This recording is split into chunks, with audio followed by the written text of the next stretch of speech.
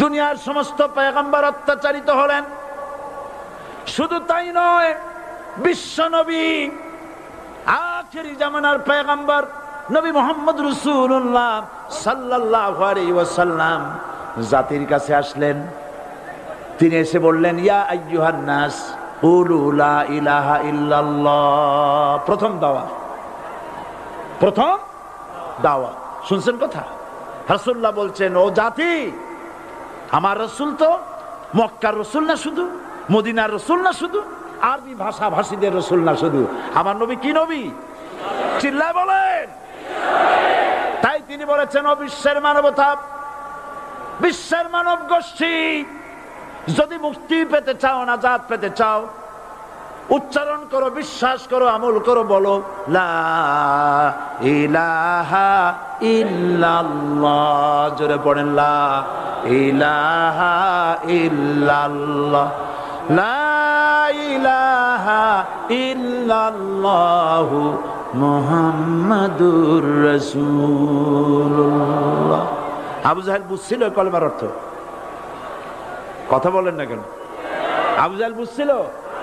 Utba, Saiba, মুগিরার গোষ্ঠীরা বুঝছিল? বুঝেছে।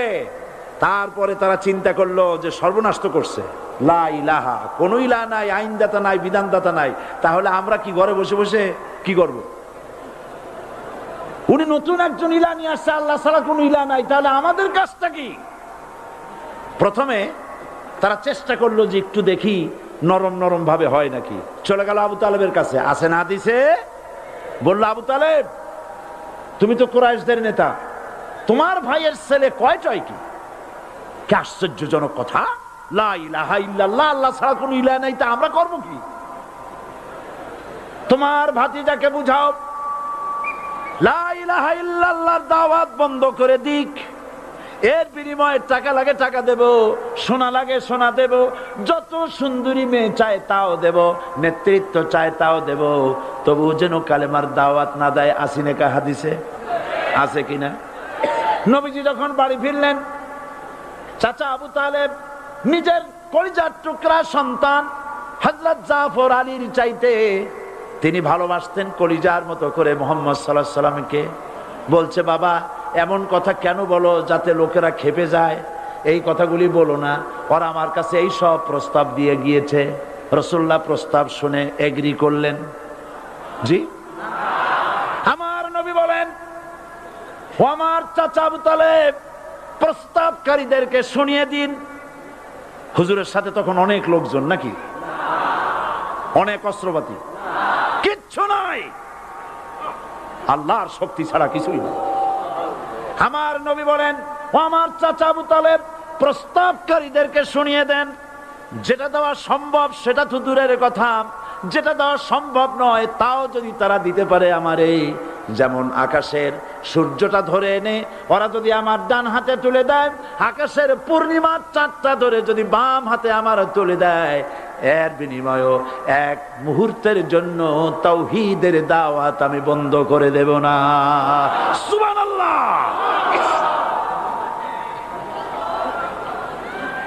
রাসূল করিম সাল্লাল্লাহু আলাইহি ওয়াসাল্লাম তাদের এই প্রস্তাবকে যখন গ্রহণ করলো না, কাফেরেরা বুঝলো।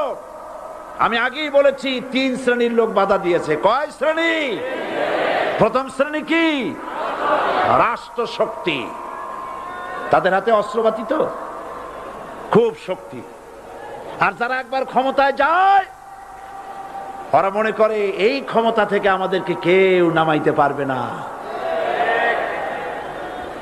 বিংশ শতকের শ্রেষ্ঠ মুজাদ্দিদ আল্লামা সৈয়দ আবুদুল্লাহ মওদুদী রাহমাতুল্লাহ আলাইহি তিনি এক জায়গায় লিখেছেন, স্বৈরাচারীরা তার পতনের সমস্ত ছিদ্র বন্ধ করে, কিন্তু একটা ছিদ্র বন্ধ করতে পারে না, মনের ভুলে সে ছিদ্রটা থেকেই যায়, যেই ছিদ্র দিয়ে আসলে তার পতনটা হবে। ক্ষমতায় গিয়ে মনে করে চিরকাল ক্ষমতায় থাকবো। ভারতের প্রধানমন্ত্রী পণ্ডিত জওয়াহরলাল নেহেরু রাঁচি পাগলাগারদে গিয়েছেন, মেন্টাল হসপিটাল। পাগলেরা নেহেরুকে দেখে আশ্চর্য হয়ে গেছে, এত সুন্দর মানুষ, মাথায় কিস্তি টুপি, গায়ে শেরওয়ানি, মুসলমানি ড্রেসই আলাদা। যদিও তিনি হিন্দু ছিলেন, পরেছেন মুসলমানি ড্রেস। শেরওয়ানি কাদের পোশাক? কাদের পোশাক? হাতে ছড়ি নিয়ে হাঁটা, স্টাইল করে, সুন্দর পাজামা, সুন্দর টুপি, সুন্দর সাজসজ্জা করে মুসলমানদের ড্রেস। এই ড্রেস পরে তিনি গিয়েছেন, সবসময় যে ড্রেস তিনি পরতেন। পাগলেরা জিজ্ঞেস করছে, তুমি কে গো? উনি বলছেন, আমারে চেনো নাই? আমি ভারতের প্রধানমন্ত্রী পণ্ডিত জওয়াহরলাল নেহেরু। পাগলেরা বলছে, ও সেই কথা। আমরাও যখন এই হসপিটালে আসছিলাম, এই তোমার মতো লম্বা লম্বা কথা আমরাও বলছি।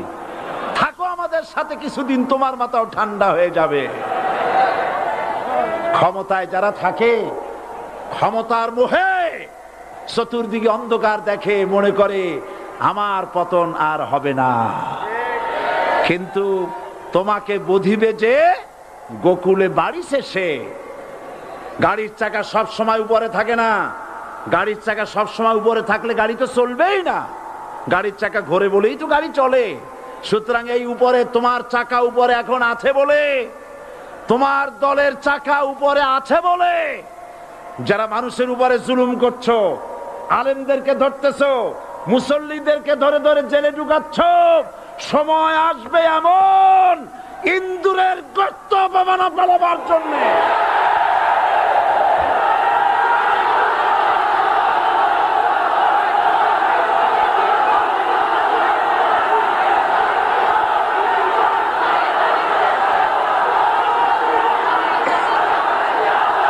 আবু জাহেলের গোষ্ঠী, আবু জাহেলের গোষ্ঠী মনে করেছে সোজা আঙ্গুলে ঘি যখন উঠলো না, আঙ্গুল বাঁকা করতে হবে। শুরু হয়ে গেল অত্যাচার। শুরু হয়েছে না? হযরতে সুমাইয়া রাদিয়াল্লাহু তাআলা আনহা কি নির্মম ভাবে, নিষ্ঠুর ভাবে তাকে শহীদ করা হলো। খাব্বাব, হুবাইব, হযরতে খাব্বাব রাদিয়াল্লাহু তাআলা আনহুকে দেখে হযরত ওমর একদিন বলছিলেন, খাব্বাব তোমার পিঠে এত গর্ত কেন? এত গর্তওয়ালা পিঠ আর এত চিকুন কোমর আমি তো জীবনেও দেখিনি। হযরতে খাব্বাব বলেছেন, ওমর জানো না, ইসলাম কবুল করার অপরাধে, কালেমা পড়ার অপরাধে কাফির বেঈমানেরা আমাকে মারধর করেছে। যখন আমি তাদের মারে কালেমা ছাড়ি নাই, তখন আগুন জ্বালায়া আগুনের আংটার উপরে, আংটা আগুনের উপরে আমাকে চিৎ করে শোয়ায়া, আমি যেন নড়াচড়া করতে না পারি সেজন্য আমার বুকের উপরে পাথর চাপা দিয়ে রেখেছে। আগুনে গোশত পুড়ে পুড়ে আগুন ভিতরে ঢুকেছে, গায়ের রক্ত আর চর্বি গলে গলে পড়ে আগুনগুলো নিভেছে। ওই পিঠে যে গর্ত হয়েছে আজও পর্যন্ত সেই গর্ত মিটে যায় নাই। হযরতে খাব্বাব রাদিয়াল্লাহু তাআলা আনহু বলছেন, বুখারী শরীফে হাদিসে ভাবে এসেছে, ওয়ান খাব্বাব বিনুল আরিত রাদিয়াল্লাহু তাআলা আনহু আন্নাহু ক্বাল শাকাউনা ইলা রাসূলিল্লাহ সাল্লাল্লাহু আলাইহি ওয়াসাল্লাম ওয়া হুয়া মুতাওয়াসসাদুন বুরদাতুন লাহু ফি জিল্লিল কাবা। আমি গেলাম রাসূলুল্লাহর কাছে, যে দেখি হুজুর বাইতুল্লাহ শরীফের ছায়ায় আরাম ফরমাচ্ছেন। আমি কাছে গিয়া বললাম, আলা তাস্তানসিরু লানা আলা তাদউ লানা ইয়া রাসূলুল্লাহ। হে রাসূল, আপনি কি আমাদের জন্য দোয়া করবেন না? আপনি কি আমাদের জন্য আল্লাহর কাছে সাহায্য প্রার্থনা করবেন না? মার খেয়ে খেয়ে তো শেষ হয়ে গেলাম। শুনতেছেন আপনারা? আল্লাহর নবী উঠে বসলেন, বললেন, খাব্বাব শোনো, তোমাদের আগে যারা এই পৃথিবীতে এসেছিলেন দ্বীনের দাওয়াত দেওয়ার জন্য, সমকালীন রাষ্ট্র শক্তি তাদেরকে ধরতো, ফায়ুখাজুর রাজুলু ফায়ুহফারু লাহু ফিল আরদ, তার জন্য তারে ধরে নিয়ে মাটির মধ্যে গর্ত করত, ফায়ুজআলু ফিহা, এরপরে সেই গর্তের ভিতরে তাকে কোমর পর্যন্ত গেড়ে দিত। সুম্মা ইউতা বিল মানশার, এরপরে করাত আনা হতো, ফায়ুদাউ আলা রাসিহি, এরপরে করাতটা মাথার উপরে রাখা হতো, ফায়ুজআলু নিসফাইন, এরপরে করাত দিয়া চিরে চিরে জীবিত মানুষটাকে দ্বিখণ্ডিত করে ফেলে দিত। মা ইয়াসুদ্দুহু যালিকা আন দীনি, এত কষ্ট দেওয়ার পরেও, এত জুলুম করার পরেও দ্বীনের দায়ীদেরকে এক চুল পরিমাণ আল্লাহর রাস্তা থেকে তারা সরাই দিতে পারে নাই। ওয়াল্লাহি, ও খাব্বাব, আমি আমার আল্লাহর নামে কসম করি। মুসলমান কে কসম করতেছে? আল্লাহ রাসূল। আমি আমার আল্লাহর নামে কসম করি, ওয়াল্লাহি লা ইউতাম্মান্নাল্লাহু হাযাল আমর হাত্তা ইয়াসির রাকিবু মিন সানা ইলা হাযরামাউত। সেদিন বেশি দূরে নয়, ইয়েমেনের রাজধানী সানা থেকে শুরু করে সৌদি আরবের হাযরামাউত পর্যন্ত হাজার হাজার মাইল, এই দীর্ঘ পথে যুবতী নারী তার সৌন্দর্যের পশ্চা নিয়া, আর ধনাঢ্য ব্যক্তিরা সওদাগরেরা তাদের টাকা পয়সা নিয়া একাকে নিয়ে অথবা দলবদ্ধ ভাবে মানুষেরা যাতায়াত করবে। লা ইয়াখাফু ইল্লাল্লাহ, মানুষের মনের মধ্যে কোনো ভয় থাকবে না। এমন একটা সময় আসবে, ওয়ালাকিন্নাকুম তাস্তাজিলুন, অথচ তোমরা বড্ড তাড়াহুড়ো করছো। তাড়াহুড়ো করো না, অপেক্ষা করো, ধৈর্য ধরো, মার খাও, জেলে যাও, শহীদ হও, আল্লাহর রাজ কায়েম হবেই হবে।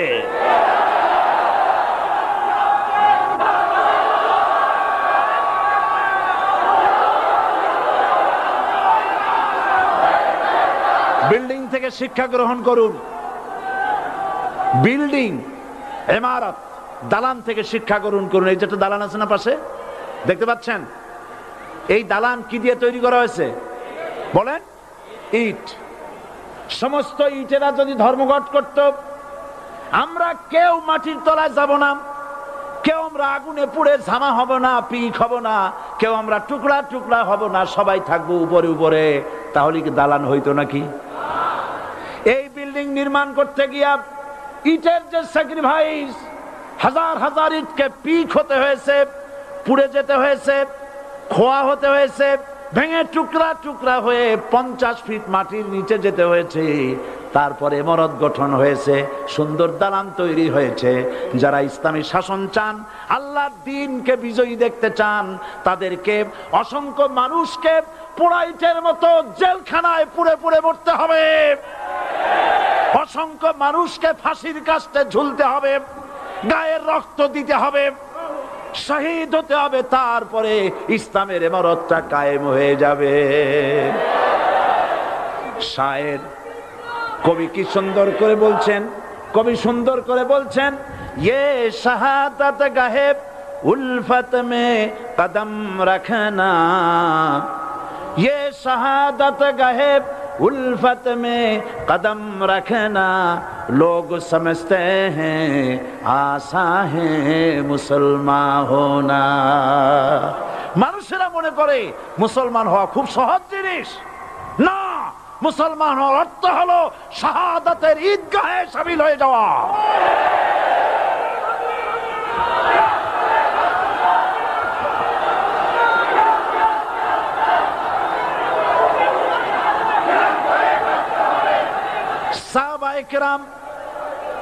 সাহাবায়ে কেরাম মার খেলেন, এবার স্বয়ং আল্লাহর নবীর গায়ে হাত তুলল। আবু জাহেল এসে হুজুরকে মারলেন, গলায় চাদর দিয়া এমন জোরে টান মেরেছে, রাসূলুল্লাহ পড়ে গিয়েছেন। হাদিসে এসেছে হুজুরের চোখ মোবারক ঠিকরে পড়ে যেতেছে, চেহারা মোবারক লাল হয়ে গিয়েছে, জমিনের উপর আছাড় মেরে ফেলেছে। রাসূলের এই অবস্থা দেখে হযরতে হামজা তখনও কাফের ছিলেন, শিকার থেকে এসে তিনি এই দৃশ্য দেখলেন, দাসীর মুখে শুনলেন, ছুটে চলে গেলেন আবু জাহেলের বাড়িতে। যায় বলে, আবু জাহেল রে, তুই মুহাম্মদ সাল্লাল্লাহু আলাইহি ওয়াসাল্লাম মেরেছিস, বল কেন মারলি? এমন ভালো মানুষ তো জীবনে চোখে দেখি নাই, যিনি কোনো মিথ্যা কথা বলেন না, ভালো ভালো কথা বলেন, এক আল্লাহর গোলামি করার জন্য বলেন। এই সব ভালো কথা বলার জন্যই তুই তারে মারলি নাকি? আরে আবু জাহেল, তুই কি মনে করেছিস মুহাম্মদ সাল্লাল্লাহু আলাইহি ওয়াসাল্লাম তার পিতা আব্দুল্লাহ মারা গেছে বলে মুহাম্মদ সাল্লাল্লাহু আলাইহি ওয়াসাল্লাম এতিম হয়ে গেছে মনে করেছিস নাকি? জেনে রাখ, মুহাম্মদ সাল্লাল্লাহু আলাইহি ওয়াসাল্লামের পিতা আব্দুল্লাহ মারা গেছে, কিন্তু চাচা হামজা তো মরে যায় নাই। হাতের ধনুক দিয়া এমন জোরে আঘাত মারলেন, আবু জাহেলের মাথা ফেটে রক্ত ফিনকি দিয়ে বেরিয়ে এলো। হযরতে হামজা ঘরে ফিরে এসে রাসূল করিম সাল্লাল্লাহু আলাইহি ওয়াসাল্লামের মস্তক মোবারক কোলে উঠায় নিলেন আর বললেন, বাবা তোমাকে মেরেছে বলে আমি আবু জাহেলের মাথাটা ফাটায় দিয়ে আসছি, তুমি খুশি হও। হুজুর বলছেন, চাচা কার মাথা ফাটাইছো এইটা বলে আমারে খুশি করতে পারবা না। হযরতে হামজা বলেন, তুমি কি হলে খুশি হবে? হুজুর বলেন, হামজা চাচা গো, আমি খুশি হব যদি একটিবার চাচা তোমার মুখে শুনতে পাই ঈমানের কালেমা। হযরতে হামজা বলেন, মুহাম্মদ সাল্লাল্লাহু আলাইহি ওয়াসাল্লাম, আমি বুঝতে পেরেছি তুমি কোনো সাধারণ মানুষ নয়। সাধারণ মানুষ হলে পরে তুমি প্রতিশোধে বিশ্বাসী হতে, খুশি হতে। প্রতিশোধে বিশ্বাসী হও নাই, তুমি অবশ্যই আল্লাহর নবী, কোনো সন্দেহ আমার নাই। তুমি সাক্ষী থাকো, আমি পড়ে নিলাম লা ইলাহা ইল্লাল্লাহু মুহাম্মাদুর রাসূলুল্লাহ। জোরে পড়ে, লা ইলাহা ইল্লাল্লাহু মুহাম্মাদুর রাসূলুল্লাহ। ঘাবড়াবার কারণ নাই।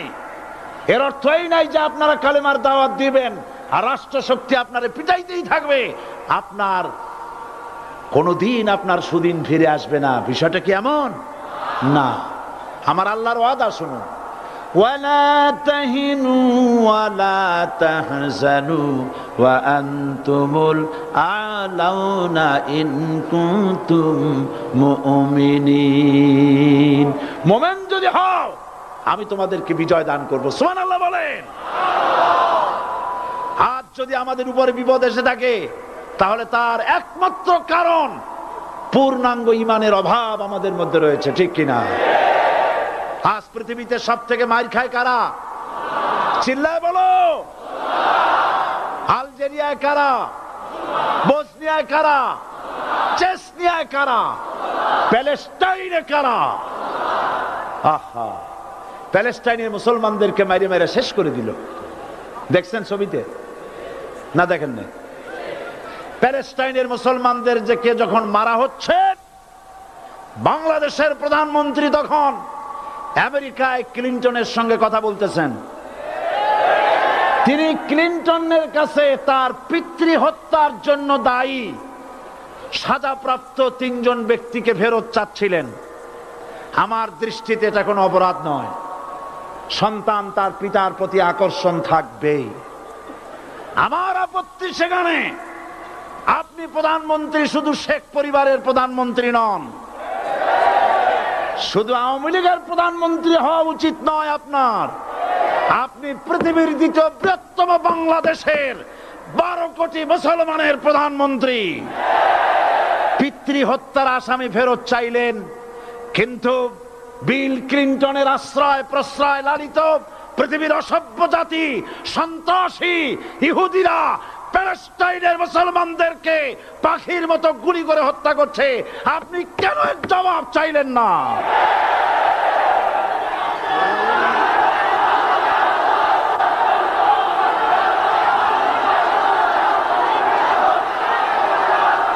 জবাব জবাব আপনি চাইতে পারবেন না, কারণ মুনাফিকদের সাহস হয় না, সাহস হয় মুমিন ব্যক্তি।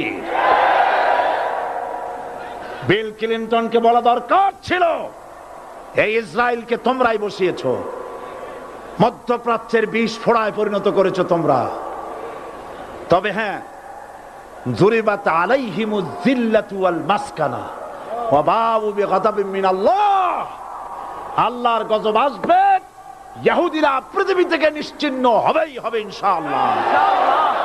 দেখেছেন তাকায়া প্যালেস্টাইনে ইসরায়েলিরা হেলিকপ্টার, গানশিপ, কামান, বোমা নিক্ষেপ করছে, আর প্যালেস্টাইনের শিশু কিশোর যুবকেরা ইহুদিদের নিক্ষিপ্ত বোমা আর কামানের মোকাবেলা করতেছে পাথর দিয়ে।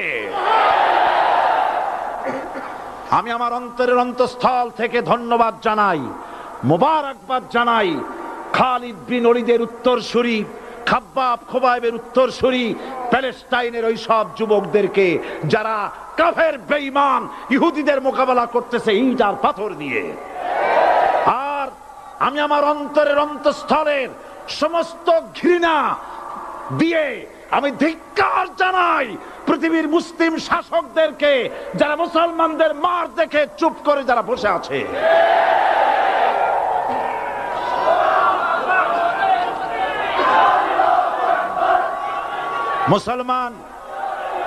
মুসলমান যদি মুসলমানের মতো হয় 10 জন যথেষ্ট।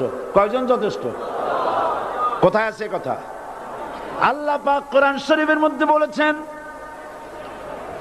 একজন যদি হও ইমানদার মুত্তাকি 10 জনের উপরে বিজয়ী হবে। 10 জন যদি হও 100-র উপরে বিজয়ী হবে। 100 যদি হও 1000-এর উপরে বিজয়ী করব। জোরে বলেন সুবহানাল্লাহ। কবি বলতেছেন, ফিজায়ে বদরে পয়দা কুন ফেরেশতে তেরি নুসরত কো উতার সকতে গর্দুঁ সে কতর অন্দর কতর আবি। বদরের মুসলমানদের মতো ঈমান আনো, তাহলে আকাশ থেকে কাতারে কাতারে ফেরেশতা নাজিল করে দিয়ে আল্লাহ পাক তোমাদেরকে সাহায্য করবেন। সুবহানাল্লাহ। সে আল্লাহ আছে না নাই?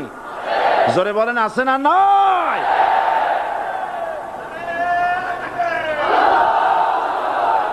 সেই আল্লাহ রাব্বুল আলামিন কোরআনে কারীমের ভিতরে আয়াতুল কুরসির মধ্যে বলে দিয়েছেন, আল্লাহু লা ইলাহা ইল্লা হুয়াল হাইয়ুল কাইয়্যুম। প্রাণ খুলে সবাই পড়েন, বসা মানুষ দাঁড়ানো মানুষ। আল্লাহু লা ইলাহা ইল্লা হুয়াল হাইয়ুল কাইয়্যুম। আল্লাহ রাব্বুল আলামিন, তিনি ছাড়া কোনো ইলাহ নাই, তিনি সার্বভৌমত্বের মালিক, কেউ নাই আল্লাহ ছাড়া। এই কথা মানুষকে ঘোষণা করতে হবে। বাধা, এই কথা বললেই বাধা দেবে কয় শ্রেণীর লোক? 3 শ্রেণী। প্রথম শ্রেণী হচ্ছে কে? রাষ্ট্রশক্তি। আজও তারা বাধা দিচ্ছে। আল্লাহর আইন দিয়ে দেশ চালাও, তারা তাদের মন মর্জি মোতাবেক আইন দিয়ে দেশ চালাবে। আল্লাহ পাক বলছেন, আলা লাহুল খালকু ওয়াল আমরু। সৃষ্টি যার, আইন চলবে তা। কারো বাবার আইন চলতে পারে না, নিজেদের তৈরি করা আইন চলবে না। ইনিল হুকমু ইল্লা লিল্লাহ। একমাত্র আইন চলবে কার? এই আইন রাসূল করিম সাল্লাল্লাহু আলাইহি ওয়াসাল্লাম মদিনায় কোরআন দিয়ে প্রতিষ্ঠিত করেছিলেন। আল্লাহর বিধান, আল্লাহর সার্বভৌমত্ব কায়েম করেছিলেন। কোরআন সংবিধান হলো, চুরি বন্ধ হলো, ডাকাতি বন্ধ হলো, জেনা বন্ধ হলো, হত্যা বন্ধ হলো, ধর্ষণ বন্ধ হলো, সব কিছু বন্ধ হয়ে গিয়ে মুসলমানেরা শান্তি লাভ করলো, পৃথিবীর মানুষ শান্তি লাভ করলো। সুবহানাল্লাহ বিহামদিহি। আজ মুসলমানেরা শত্রু চেনে না, বন্ধু চেনে না। বন্ধুকে বানায়েছে শত্রু, শত্রুকে বানায়েছে বন্ধু। কে বন্ধু কে শত্রু চিনাই দিবেন কে? আল্লাহ। বলেন, কে দিবেন? আল্লাহ রাব্বুল আলামিন কোরআনে কারীমের মধ্যে পরিষ্কার করে বলেছেন, লাতাজিদান্না শাদ্দান নাসি আদাওয়াতান লিল্লাযীনা আমানুল ইয়াহুদা ওয়াল্লাযীনা আশরাকু। আল্লাহ পাক বলছেন, হে রাসূল, মানুষের ভিতরে 2টা শ্রেণী মুমিনদের জন্য সব থেকে জঘন্য দুশমন। কয়টা শ্রেণী? 2টা। একটা হলো ইহুদ, আর একটা হলো মুশরিক। একটা হলো ইহুদি, আর একটা হলো মুশরিক। এটা হলো তোমাদের দুশমন। আর আজ আমাদের দেশে, পৃথিবীর বিভিন্ন দেশে মুসলমানেরা মুশরিকদের সঙ্গে সম্প্রীতি বাড়াচ্ছে, মুসলমানদের সাথে শত্রুতা বাড়াচ্ছে। আজ আমার দেশে পূজা পার্বণে বাধা নাই। পূজা পার্বণে বাধা আছে? পূজা পার্বণে বাধা নাই। বাধা কোথায়? কোরআন শরীফের তাফসীর মাহফিলে। কোরআনের তাফসীরের মাহফিলে বাধা দেওয়া হচ্ছে। গান বাজনায় 144 ধারা নাই, কিন্তু কোরআন শরীফের মাহফিলে 144 ধারা দেওয়া হচ্ছে। যারা দিচ্ছে তারা আবার ওমরাও করে, হজও করে। ওরা আমাদের বলে আমরা নাকি ধর্মের নামে রাজনীতি করি, বলে না? আমরা নাকি ধর্মের নামে রাজনীতি করি। আমি বলি ধর্মের নামে আমরা রাজনীতি করি না, আমরা ধর্মীয় রাজনীতি করি। কথাটা বুঝে আসছে কিনা? ধর্মের নামে রাজনীতি তো সেই ব্যক্তি করে 1996 সনের নির্বাচনের আগে যিনি মাথায় পট্টি বেঁধেছিলেন, যিনি শপথ গ্রহণের সময় হাতে তসবিহ পড়েছিলেন, ধর্মের নামে রাজনীতি তিনি করেছেন। আজ অনেকগুলি ডিগ্রি পেয়েছেন তিনি, অনেকগুলি ডিগ্রি পেয়েছেন। কয়টা? মুখস্থ হয়ে গেছে আপনাদের। শকুনেরা, শকুন যদি গরুর গোশত কিনে খাওয়া লাগতো 80 টাকা কেজি দরে, শকুনে এত গোশত কিনে খাইতে পারতো না। লেখাপড়া করে যদি ডিগ্রি নেওয়া লাগতো এত ডিগ্রি কপালে জুটতো না, পয়সা দিয়া ম্যানেজ করা ডিগ্রি।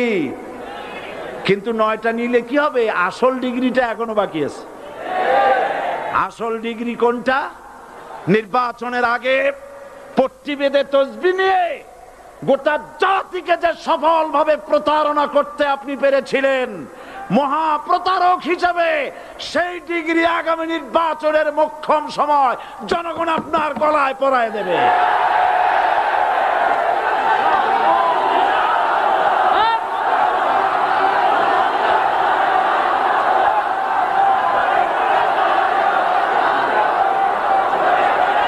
সুতরাং ধর্মের নামে রাজনীতি নয়, আমরা ধর্মীয় রাজনীতি করি, আমরা এই কোরআনের রাজনীতি করি। এই কোরআন নিয়ে বাঁচতে চাই, এই কোরআন নিয়ে মরতে চাই, এই কোরআন থেকে আমাদেরকে বিচ্ছিন্ন করতে চায় কাফের বেঈমান মুশরিকেরা। ও আমার জাতি, কোরআন থেকে যারা বিচ্ছিন্ন করতে চায়, তোমরা কি তাদের বিরুদ্ধে জিহাদের জন্য প্রস্তুত থাকবে?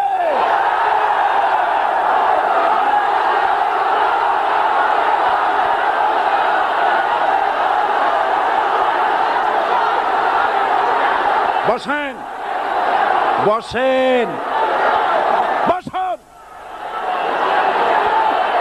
বসেন, বসেন। আমি বুঝতে পেরেছি বিষয়টা কি। আসরের পরের থেকে বসা তো, সুযোগ পাইয়া খাড়া হইয়া কোমর সোজা করলেন। বসেন, সবাই বসেন, কোমর সোজা হয়ে গেছে, বসেন। এত বড় মাহফিল, জীবনে আর একটা পাবো নিশ্চয়তা আছে কি? জোরে বলেন, আছে? আজ আমাকে কথা বলতেই হবে ইনশাআল্লাহ, কারণ আগামীতে আবার আপনাদের সাথে দেখা হবে কিনা আমি জানি না। কথা বলতেই হবে। বসেন, কেউ দাঁড়িয়ে থাকবেন না। আমি দেখতে পাচ্ছি বাংলাদেশের ভাগ্য আকাশে উত্তর গগনে কালো মেঘ জমা হয়েছে, ঝড়ের পূর্বাভাস লক্ষ্য করছি। যদি মোকাবেলা করতে না পারেন সক্ষম ভাবে, এমন অন্ধকার গাঢ় কালো অমাবস্যার রাত আসতে পারে যার সুবে সাদেক হওয়া অসম্ভব। সুতরাং আপনারা কি কাপুরুষের মতো কাফের মুশরিকদের গোলামি করে মরতে চান? বিড়ালের মতো 500 বছর বেঁচে থাকার কোনো লাভ নাই। সিংহের মতো 1 ঘন্টা বাঁচতে চাই। আমাদেরকে বলা হয় সাম্প্রদায়িক উস্কানিমূলক কথা নাকি আমি বলি। পত্রপত্রিকা দিছে না তারা? সাম্প্রদায়িক উস্কানি কথা, সাম্প্রদায়িক উস্কানিমূলক কথা বলি। সেই জন্যই বোধহয় শত শত মুসলিম আমাদের কাছে এসে মুসলমান হয়। মানুষে আর বোকা বানানো যাবে না। যাবে কি? আর বোকা বানানো যাবে? তারপর বলছে কি? এরপরে বলছে, আমাকে বলছে রাজাকার। শুনে রাখো চট্টগ্রামের লক্ষ লক্ষ জনতা, পার্লামেন্টে যখন আমাকে এই কথা বলা হয়েছিল, আমার পার্লামেন্টের কলিগ জাফরুল্লাহ চৌধুরী সাহেব বসে আছেন এখানে, হ্যাঁ, জাফরুল ইসলাম চৌধুরী বসে আছেন পাশে, প্রধানমন্ত্রী সুদ্ধা, অন্তত 3 শতাধিক পার্লামেন্টের সম্মানিত সদস্যরা সেদিন বসা। 1997 সনের বাজেট বক্তৃতা যখন আমি করতেছিলাম, ডক্টর কুদরতে খোদা, নাম রাখছে কুদরতে খোদা, আসলে গজবে খোদা। এই লোকটি নাস্তিক, ইসলামের চূড়ান্ত দুশমন। তার প্রণীত শিক্ষা ব্যবস্থার যখন সমালোচনা করছিলাম, ট্রেজারি বেঞ্চ থেকে আমাকে বলা হলো রাজাকার। আমি আমার সমস্ত শক্তি একত্রিত করে বলেছিলাম, শুধুমাত্র হিন্দুস্তানের রাজাকারেরাই আমাকে রাজাকার বলতে পারে। আমি বলেছিলাম 1973 সন পর্যন্ত আমি বাংলাদেশের কোন রাজনৈতিক দলের নেতা এবং কর্মী ছিলাম না। আমি রাজাকার নই। আমাকে রাজাকার বলে যদি তাকেও প্রমাণ করতে না পারে, 10 কোটি টাকার মানহানি মামলা দায়ের করব। আমার এই বক্তব্য সারা দুনিয়া শুনেছে। পার্লামেন্টে আমার এই বক্তব্য রেকর্ড হয়ে আছে। সেদিন 3 শতাধিক পার্লামেন্ট মেম্বারের কেউ আমার চ্যালেঞ্জ গ্রহণ করেন নাই। যে কোনো ব্যক্তি পার্লামেন্টে গিয়ে আমার বক্তৃতা দেখে আসতে পারেন। এরপরে 1997 সনের 7 অক্টোবর দৈনিক জনকণ্ঠ পত্রিকা যখন আমার বিরুদ্ধে লিখলো, সেই পত্রিকায় সাইদির ওপেন চ্যালেঞ্জ 8ম পাতা, 1997 7 অক্টোবর, এত বড় 2 কলামে হেডিং। সেখানে আমি বলেছি, বাংলাদেশের সকল সাংবাদিক, গোয়েন্দা বিভাগ, বাংলাদেশের সকল বুদ্ধিজীবীকে আমি আমার পিরোজপুরে আমন্ত্রণ করছি। আমার উপস্থিতিতে যদি কেউ প্রমাণ করতে পারে বাংলাদেশের স্বাধীনতা যুদ্ধের বিরুদ্ধে আমার কোনো ভূমিকা ছিল, সজ্ঞানে স্বেচ্ছায় জাতীয় সংসদের সদস্য পদ থেকে পদত্যাগ করব। 3 বছর পার হয়ে গেছে, আজ পর্যন্ত কেউ এই চ্যালেঞ্জের মোকাবেলা করে নাই। সুতরাং আমাকে যারা রাজাকার বলবে, তারা পিতৃ পরিচয়হীন অবৈধ সন্তান। 1971 সনের, শোনো মুসলমানেরা, 1971 সনের কোন কাদা সাইদির গায়ে লাগে নাই। আমাকে রাজাকার বলে জনগণ থেকে বিচ্ছিন্ন করবা, জনগণ থেকে আমারে বিচ্ছিন্ন করা যাবে না। কারণ এই জনগণ আমার জন্য আসে না, এই জনগণ আসে আল্লাহর কোরআনের জন্য।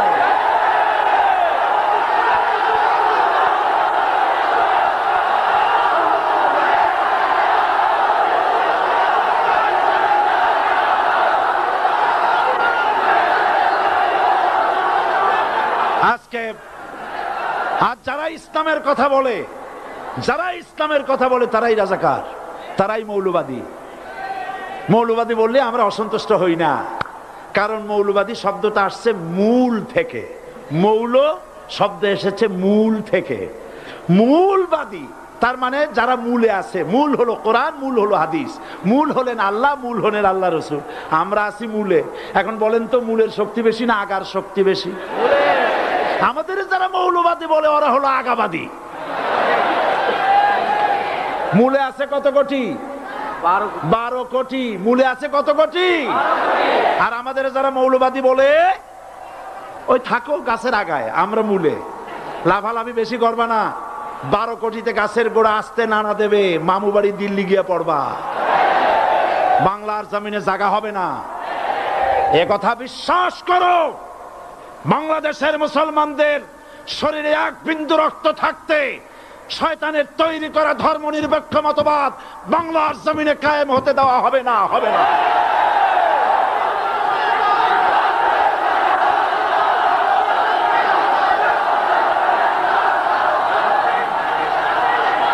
রাসূল করিম সাল্লাল্লাহু আলাইহি ওয়াসাল্লাম কোরআন প্রতিষ্ঠার জন্য আন্দোলন করেছিলেন। আয়াতুল কুরসি আমাদের সে কথাই শিখেছে। আল্লাহ রাব্বুল আলামিন বলেন, আল্লাহু লা ইলাহা ইল্লা হুয়াল হাইয়ুল কাইয়্যুম। প্রাণ খুলে পড়েন, আল্লাহু লা ইলাহা ইল্লা হুয়াল হাইয়ুল কাইয়্যুম। আল্লাহ হচ্ছেন তিনি যিনি ছাড়া কোনো ইলাহ নাই, আইনদাতা নাই, বিধানদাতা নাই। আমরা মানুষের তৈরি করা আইন মানি না। 12 কোটি মুসলমানের দেশে আইন তৈরি করবে মানুষ, আমরা মানব না। পার্লামেন্টে তৈরি হতে হবে কোরআন দিয়ে, পার্লামেন্টে আইন তৈরি হতে হবে কোরআন দিয়ে। সুতরাং ভয় যতই পান আর যতই ষড়যন্ত্র করেন, 4 দল যখন একত্রিত হয়েছে, ঐক্যবদ্ধ থাকবে, সরকার ঐক্যবদ্ধভাবে গঠন হবে, নির্বাচন ঐক্যবদ্ধভাবে হবে এবং কোরআন হবে, আল কোরআনের পার্লামেন্ট হবে বাংলাদেশে।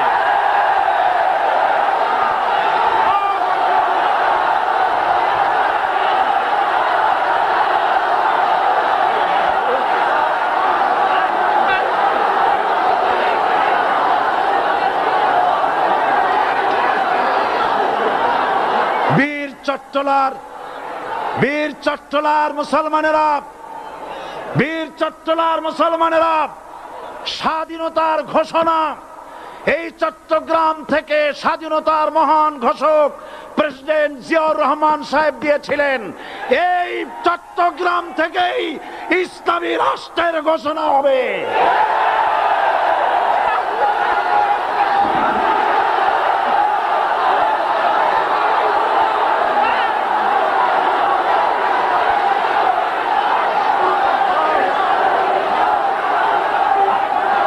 আশাবাদী আপনারা অবশ্যই তা পারবেন। আমি 100% বিশ্বাস করি ইনশাআল্লাহ। কারণ যে ষড়যন্ত্রের মোকাবেলা করে স্থানীয় রাজনৈতিক দলের নেতৃবৃন্দ কোরআনের মাহফিল সিনায় এনেছেন, আমি প্রথম দিনই বলেছি চট্টগ্রাম তাফসিরুল কোরআন মাহফিল কোন রাজনৈতিক দলের প্রতিনিধিত্ব করে না। এটা কোন জামাত শিবিরের একক সম্পদ নয়, এটা চট্টগ্রামের মুসলমানদের কলিজার টুকরা তাফসিরের মাহফিল। সুতরাং এই মাহফিল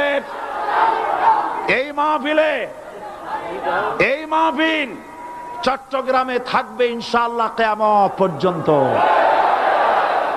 144 ধারা 288 হয়ে গেছে, ষড়যন্ত্র পায় পায় চলে গেছে।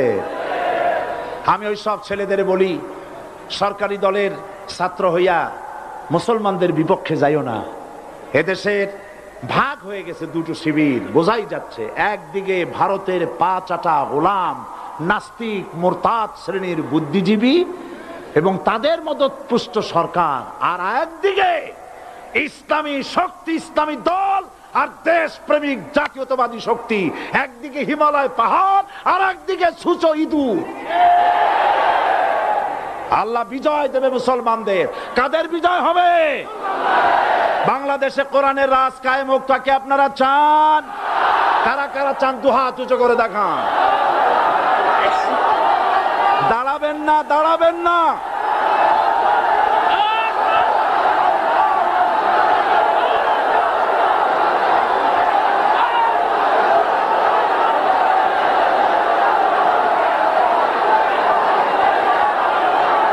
বসুন, বসুন, আবার বসেন, বসুন। জোরে সরে জিকির করেন লা ইলাহা ইল্লাল্লাহ, আরো জোরে লা ইলাহা ইল্লাল্লাহ, লা ইলাহা ইল্লাল্লাহ,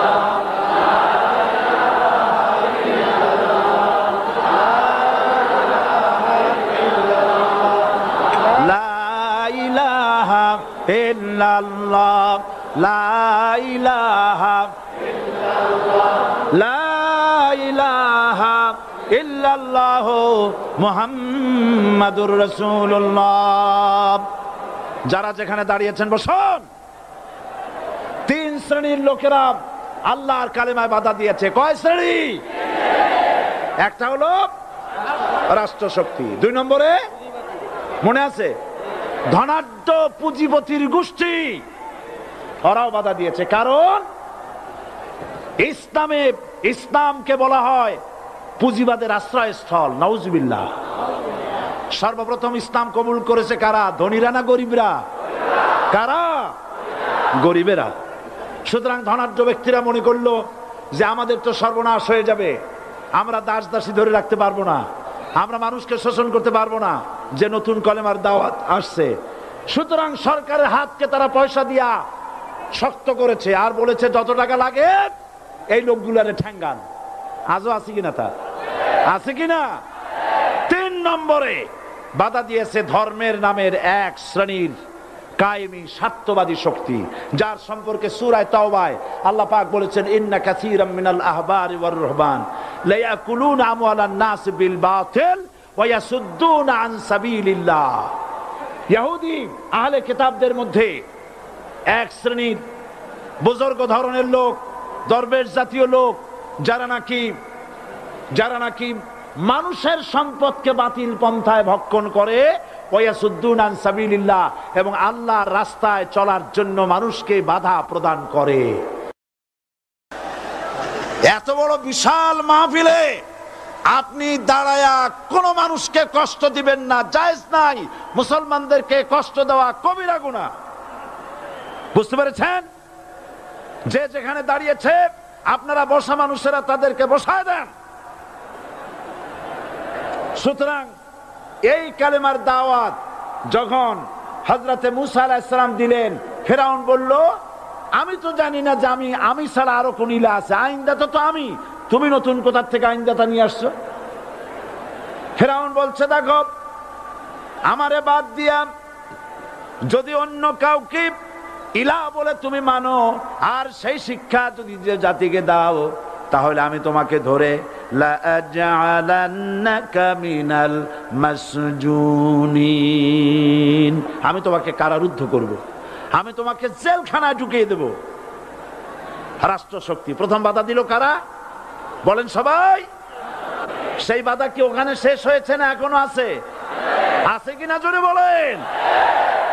আমি তোমাকে জেলখানায় ঢুকাবো। হযরতে মুসা আলাইহিস সালাম বলেন ফেরাউন রে, জেলের ভয় আমি করি না, আমার কি জেলের ভয় দেখায়া লাভ নাই, আমি আল্লাহ পাকের পয়গম্বর হযরতে মুসা আলাইহিস সালাম। ফেরাউনের দলবল আছে, লোক লস্কর আছে, তার অস্ত্রের অভাব নাই। আল্লাহ রাব্বুল আলামিন মুসা আলাইহিস সালামের কাছে একটা অস্ত্র দিয়া দিলেন। দিছিলেন কিনা? আল্লাহ পাক হযরত মুসা কি বলেছেন? ওয়া মা তিলকা বিয়ামিনিকা ইয়া মুসা, মুসা রে তোমার হাতে ওটা কি? মুসা আলাইহিস সালাম বললেন এটা লাঠি।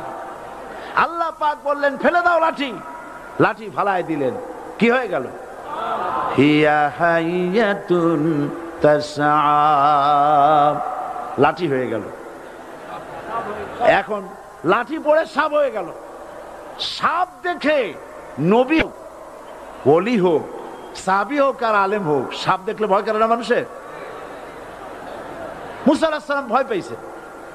আল্লাহ রাব্বুল আলামিন হযরত মুসাকে শোনায় দিলেন খুযহা ওয়া লা তাখাফ সানুঈদুহা সিরাতাহাল উলা,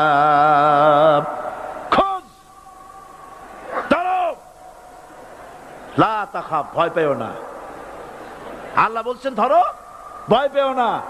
ধরার সঙ্গে সঙ্গে স্বাভাবিক অবস্থায় ফিরে আসবে, আবার লাঠি হয়ে যাবে। এখন আল্লাহ বলছেন ধরো। মুসা আলাইহিস সালাম কি ভয় পাওয়া উচিত হবে? উচিত হবে? মুসা আলাইহিস সালাম কি ভয় পাইছিলেন? কারণ হচ্ছে এই দুশমনের শক্তিটা খুব বড়ই দেখা যায়, মনে হয় যেন অনেক বড়, কি জানি কি। আল্লাহ পাক বলছেন ইন্না কাইদাশ শায়তানে কানা দাঈফা, শয়তানের চক্রান্ত যতই তুমি মনে করো অনেক ষড়যন্ত্রের জাল বিস্তার হয়ে আছে, আল্লাহ কয় কিছুই না, দাঈফা, অত্যন্ত দুর্বল। আল্লাহ পাক বললেন ধরো। মুসা আলাইহিস সালাম সাপ ধরলেন, সঙ্গে সঙ্গে লাঠি হয়ে গেল। ফেরাউন বরদাস্ত করলো না। রাষ্ট্রশক্তির পক্ষ থেকে আক্রমণ শুরু হলো। অপরাধ কি? মুসা আলাইহিস সালামের অপরাধ কি? কি অপরাধ? মাশাআল্লাহ, বুঝতে পেরেছেন। অপরাধ হচ্ছে তিনি বলেছেন লা ইলাহা, জোরে বলেন লা ইলাহা ইল্লাল্লাহ। এই কালেমাকে আজ আমরা ভিক্ষার বুলি বানাইছি। এটা হলো সার্বভৌমত্বের বুলি, এটা হচ্ছে আল্লাহ পাকের সার্বভৌমত্বের কথা। আজ আমরা মানুষের কাছে আমরা শুনি, মানুষেরা ভিক্ষা চায়, লা ইলাহা ইল্লাল্লাহ 1 মুঠ চাউল দেন, লা ইলাহা ইল্লাল্লাহ 10 খান পাই দেন। এই হচ্ছে কালেমার জিকির। আবার কেউ কেউ জিকির করতেছে লা ইলাহা আস্তে, ইল্লাল্লাহ জোরে, এমন জোরে কলব সাফ করে, কলব তাতে থাকলেও পারে গেলেও পারে। এই কালেমার জার, এর আঘাত পয়গম্বররা মেরেছেন।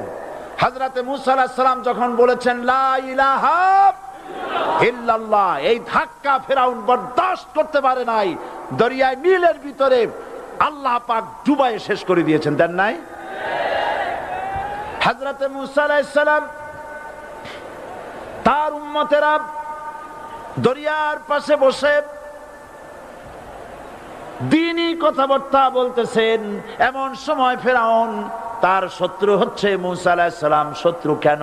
মুসা কি ফেরাউনের পাকা ধানে মই দিয়েছে নাকি? বলেন আপনারা। তার হালের গরু পিটায় মারছে নাকি? অপরাধ হলো তিনি আল্লাহর জমিনে আল্লাহর আইন প্রতিষ্ঠার কথা বলেছেন। এই শুধুমাত্র এই অপরাধে ফেরাউন তার দলবল নিয়ে 3 দিক থেকে আক্রমণ করেছে। মুসা আলাইহিস সালামের উম্মতেরা ভয় পেয়ে গেছেন। তারা বলছেন ইন্না লামুদরাকুন, আমরা পাকড়াও হয়ে গেছি।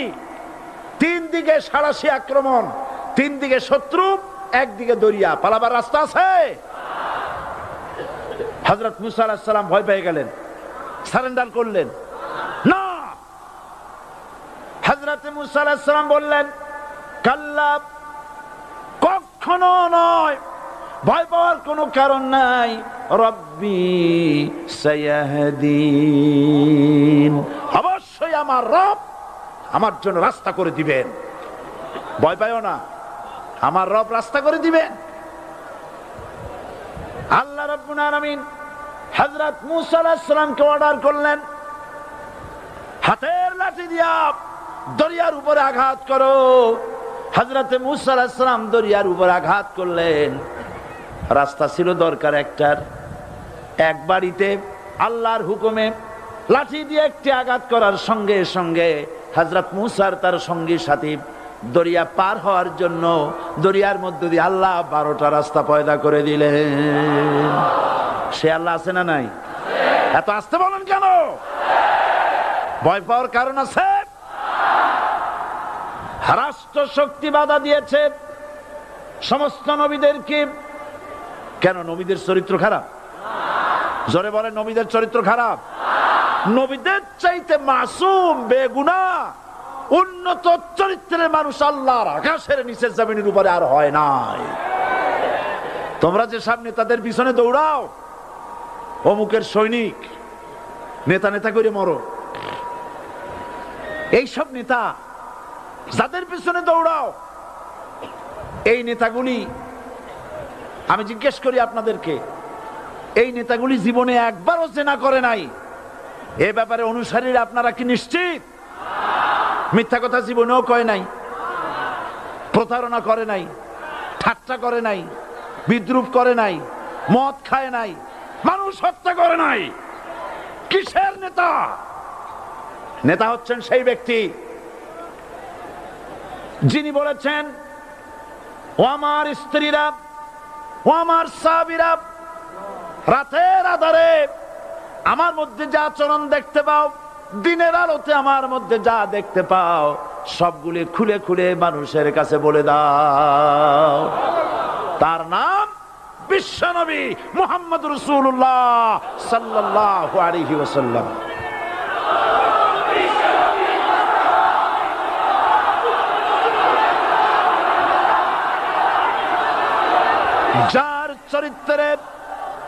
যার চরিত্রের সার্টিফিকেট আল্লাহ রাব্বুল আলামিন নিজে দিচ্ছেন, ওয়া ইন্নাকা লাআলা খুলুকিন আযীম। নবী হে, উন্নত চরিত্রের উপরে আপনি প্রতিষ্ঠিত। সুবহানাল্লাহ। কে সার্টিফিকেট দিচ্ছেন? আযীম, আযীম। আরবিতে চওড়াকে বলা হয় আরিদ, গভীরতাকে বলা হয় আমিক। কত প্রশস্ত, যা মাপার কোনো ফিতা নাই, কত গভীর, যা মাপার কোনো যন্ত্র নাই, এইটাকে আরবিতে বলা হয় আজিম। সুবহানাল্লাহ বলতে ইচ্ছে করে না? ও নবী, তোমার চরিত্র এমন যা মাপার মতো যন্ত্র পৃথিবীতে নাই। এই সার্টিফিকেট দিলেন কে? সমস্ত নবীরাই চরিত্রবান, নবীরা মাসুম, বেগুনাহ। সুবহানাল্লাহ বিহামদিহি। সেই নবীরা মার খান নাই? খেয়েছেন কিনা বলেন? কারা মেরেছে? রাষ্ট্র শক্তি। কারা মেরেছে? কারণ নবীরা বলেছেন লা ইলাহা ইল্লাল্লাহ। পড়েন সবাই, লা ইলাহা ইল্লাল্লাহ। আপনিও যদি নবীদের মতো, সাহাবীদের মতো বুঝা এই কলেমার দাওয়াত দেন, বাধা আসবেই। বোঝাবুঝির ব্যাপার, বুঝতেই সারলো। কত মাহফিল হয় বাংলাদেশে, হয় না? কোনো বাধা নাই, ঠিক কিনা? কত পূজা হয়, পার্বণ হয়, গান হয়, থিয়েটার হয়, গুণাগার বিবির গান হয়, কত কিছু হয়। কোনো বাধা আছে? তাফসীরের মাহফিলে বাধা। কারণ ওরা বুঝতে পেরেছে এ তাফসীরের মাহফিলে গাজীর গীত হয় না, এ তাফসীরের মাহফিলে আল্লাহর সার্বভৌমত্ব কায়েমের আন্দোলন চলে।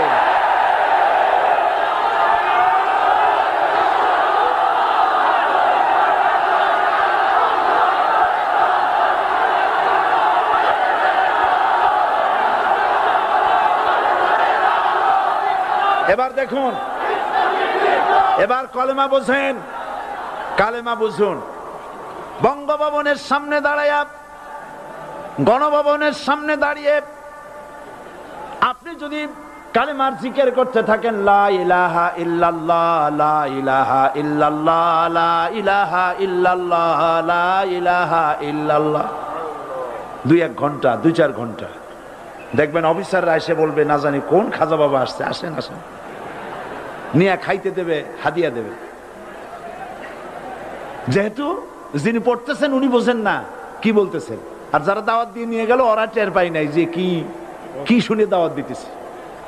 কিন্তু আপনি যদি বঙ্গভবন, গণভবন, সেক্রেটারিয়েট আর পার্লামেন্ট এর ভিতরে ঢুকে যদি বলেন, কোন মানুষের তৈরি করা আইন মানি না, কোন সরকারের সার্বভৌমত্ব স্বীকার করি না, কারো বিধান মানি না, কারো তৈরি করা আইনের সামনে মাথা নত করি না, আল্লাহ ছাড়া কারো বিধান মানি না, হাদিয়া আসবে, খাইতে দেবে, পকেটে টাকা দেবে, খাওয়াবে এক জায়গায় নিয়ে। কোন জায়গায়? লাল দালানে। বোঝাবুঝির কথা। পয়গম্বরেরা দাওয়াত দিয়েছেন আয়াতুল কুরসি ফরজ নামাজ পড়িয়া। দেখছি অনেকেই জামার বুতাম টুতাম খুলিয়া তারপরে জোরে একটা ফু দেন। অসুবিধা নাই, ফু আপনি দেন, কিন্তু কি পড়ে ফু দিচ্ছেন আপনি কি বুঝছেন কিছু? সুবহানাল্লাহ। বুঝলি কি এই চেহারা হয়? এতগুলো মানুষ লাগে নাকি বিপ্লব করতে, কালেমার রস কায়েম করতে? 313 জন মুসলমান যথেষ্ট পৃথিবীতে।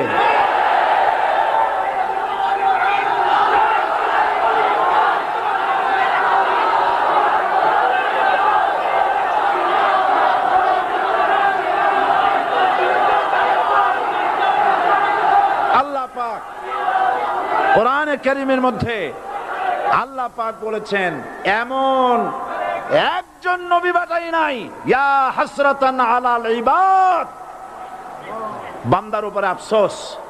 আহারে, কে বলতেছেন? আমার আল্লাহ। বলেন আমার আল্লাহ। তিনি আফসোস করছেন। আফসোস, একজন পয়গম্বর এমন পাঠাইলাম না, একজন রাসূল পাঠাইলাম না যার সাথে এরা ঠাট্টা করে নাই, বিদ্রুপ করে নাই, পাগল বলে নাই, মারে নাই।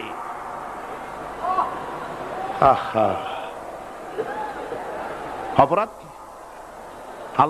আল্লাহর সার্বভৌমত্ব প্রতিষ্ঠার অপরাধ। হযরত ইব্রাহিম আলাইহিস সালাম তিনি যখন এই কালেমার দাওয়াত দিয়েছেন নমরুদের বিরুদ্ধে, নমরুদ বলেছে মান আশাদ্দু মিন্না কুওয়া, আমার চাইতে শক্তিশালী আর কে আছে? আনা রাব্বুকুমুল আলা, আমি তোমাদের বড় প্রভু। নাউজুবিল্লাহ। কই থেকে একটা তুমি বলছো লা ইলাহা ইল্লাল্লাহ, আমি তো ইলাহ। হযরত ইব্রাহিম আলাইহিস সালাম কি কালেমার দাওয়াত পেশ করার অপরাধে অগ্নিকুণ্ডের ভিতরে ফালাবার ব্যবস্থা হয়ে গেছে। আল্লাহ পাক সব ঘটনা কোরআনে বলে দিয়েছেন কিনা বলেন? কেন বললেন এই সমস্ত কথা? এই জন্য বলেছেন ফেরাউন মরে যাবে, নমরুদ মরে যাবে, কিন্তু তাদের প্রেতাত্মারা যুগে যুগে তারা বেঁচে থাকবে।